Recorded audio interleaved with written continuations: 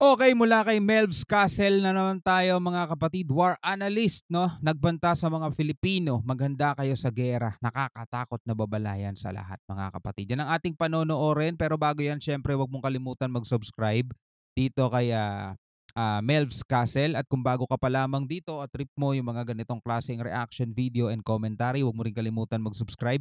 Click mo na rin ang notification bell para ma-notify ka whenever na may mga bago tayong reaction video tulad nito. So wag na natin patagalin pa, panoorin na natin to mga tol. Hahantong sa madugong gyera pag pinatulan ni Pangulong Marcos ang China. Nakakatakot na babalayan ni UP Professor Dr. J. Batumbakan. Winarningan na nito si PBBM. China ang totoong may gustong mangyaring digmaan sa West Philippine Sea. Pinipikon lang ng China si Pangulong Marcos. Tapos pag nagalit si PBBM at nag-utos na umatakit na babalik, doon aatake ng sobrang malala ang China. Pero nagsalita na si PBBM nung una pa lang, no? Siguro mga first year niya ata yun, di ba? Yung pumapasok pa lang yung EDCA dito, sabi niya gano'n, wala naman tayong, hindi naman natin yung gagamitin para sa kanila unless lulusubin nila tayo, di ba? Sabing gano'n ni PBBM. So sa madaling salita mga tol, malabo rin naman, no? Na ang Pilipinas ang magsisimula at unang gagawa ng ganyan. Kasi kung nakikita nyo nga sa kilos ng AFP, Navy natin sa karagatan, di ba? Hindi nga tayo pumapalag sa mga ginagawa ng China sa atin tapos magsisimula pa tayo. Malabo yun. No, malabo yun.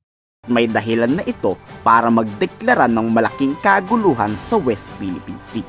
Pag nagkagera sa WPS, madali lang ang mga agaw ng China ang ating karagatan. Lalong-lalo na't hindi sapat at kakaunti lang ang deployment ng US warship at US aircraft sa ating bansa. Kaya nga malabo nga na ang Pilipinas ang magsisimula. Ayaw nga nating i-invoke yung MDT.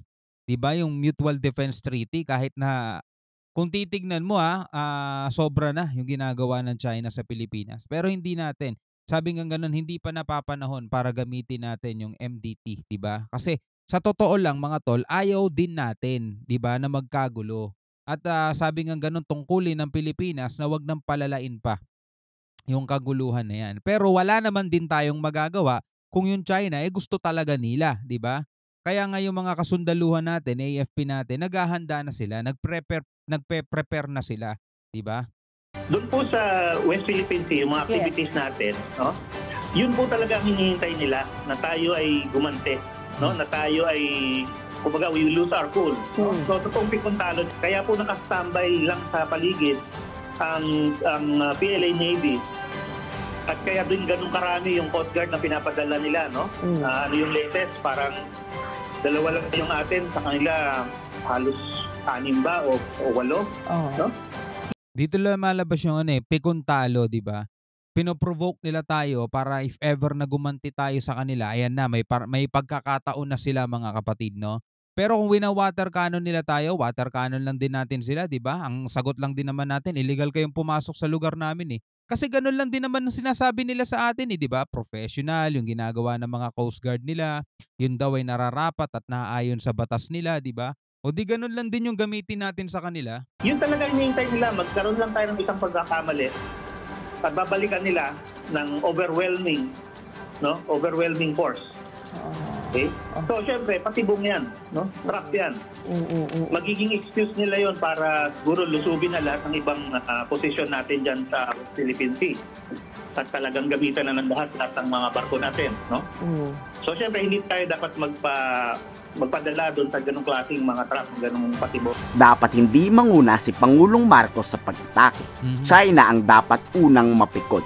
Dahil pag naunang umatake ang China, tiyak hindi lang Pilipinas ang US ang kakalabanin nito, kundi ang buong mundong sumusuporta sa Pilipinas.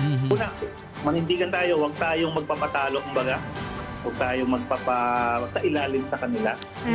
Pangalawa, patuloy natin ito. At kung sakaling magkaroon nga ng may masaktan, mamatay, may mapalubog barko, ay talagang ipakita natin sa mundo kung sinong responsable dyan. So, Professor! Kung siguro gagamitin natin yon para makakuha pa ng ibang support sa international community at kung kailangan mga sanctions, mga actions, ay gawin natin.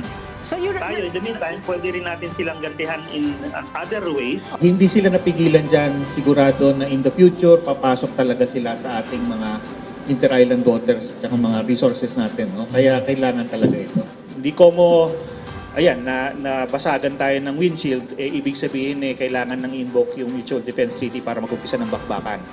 Mayroon din po tayong obligation and responsibility ng pag-control ng situation para hindi nga mag-escalate. Walang makakapagsabi kung kailan sisiklab ang malaking gulo. Pero kung ako sa inyo, ihahanda ko na ang sarili ko dahil posible talaga tong mangyari. Kayo, handa ba kayong lumaban para sa ating bayan? Sikat na sikat nga ngayon mga tol, pinag-uusapan yung 'di ba, Battle of Hultong, 'di ba? Naalala ninyo 'yun? Yung China at saka North Korea, sumugod sila dito sa South Korea. Ang presidente ata noon si Elpidio Quirino kung di ako nagkakamali mga tol. Nagpadala tayo doon ng napakaraming sundalo mga tol. 'Di ba? Nagpadala tayo doon at dahil sa ating mga kasundaluhan, dapat matandaan ng China 'yan mga tol. Doon nila makikita yung mga kasundaluhan natin, hindi lang tayo pumapalag pero pagdating sa labanan mga tol, atrasan sila lahat, 'di ba? Yung China, yung mga kasama nila doon, nagsiatrasan sila ng mga kapatid, hindi sila nanalo dahil magaling talaga ang Pilipinas mga tol. Magaling ang mga sundalong Pilipino. At ngayon mga tol, mas posible pa nga mas posible pa nga na magsimula ng kaguluhan etong si North Korean leader mga tol dahil mas war freak yun kaysa kay Xi Jinping mga tol. Etong China, makikita natin panay lang sila panay dada, panay ganyan. Pero ayaw din nila mga kapatid kasi bagsak din naman ang ekonomiya nila sa totoo lang 'di ba? Ang dami na nagsasabi, ang dami mga nag-a-analyze, ang dami mga nagpapakitang evidence na talagang bagsak ekonomiya nila. Paano nila pakakainin yung kanilang mga kasunduluhan? At saka pag sila nagsimula diyan mga kapatid, napakaraming bansa pwede magbigay sa kanila ng economic sanctions nila, 'di ba?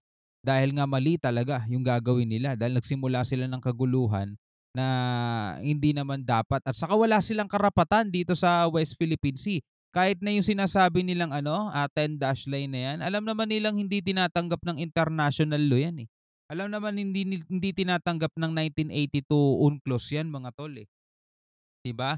Tapos meron pang Permanent Court of Arbitration na napawalang bisa din yung claim nila. So totoo lang mga tol, wala talaga silang laban no? Puwersa lang ang pwede nilang ipanlaban.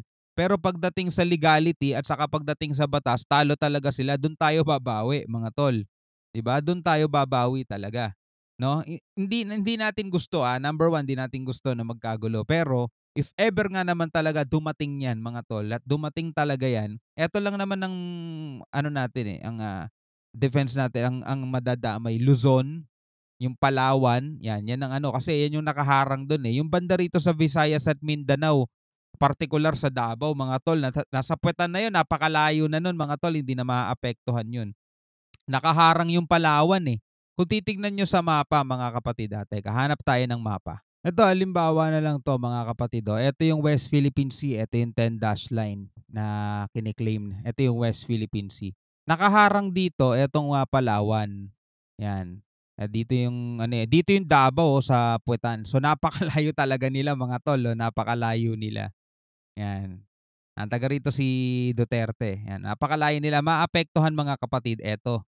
Yan, dito sa norte, yan Palawan, eto yung West Philippine Sea Kung magkakaroon ng kaguluhan, dito lang talaga. No, dito sa Davao napakalayo niya, nasa puwetan yan di ba? So ganoon mga kapatid ang mangyayari, 'di ba? So ganyan ang mangyayari diyan na dito lang ang magiging apektado. Pero anyway, ikaw bilang isang Pilipino, ano ang masasabi mo dito sa videong napanood natin? Pwede kang magbigay ng komento at reaksyon at pwede kang magbigay ng iyong saloobin. Maraming salamat sa iyong panonood hanggang sa muli. Ako nga pala si Shobal D. Peace out.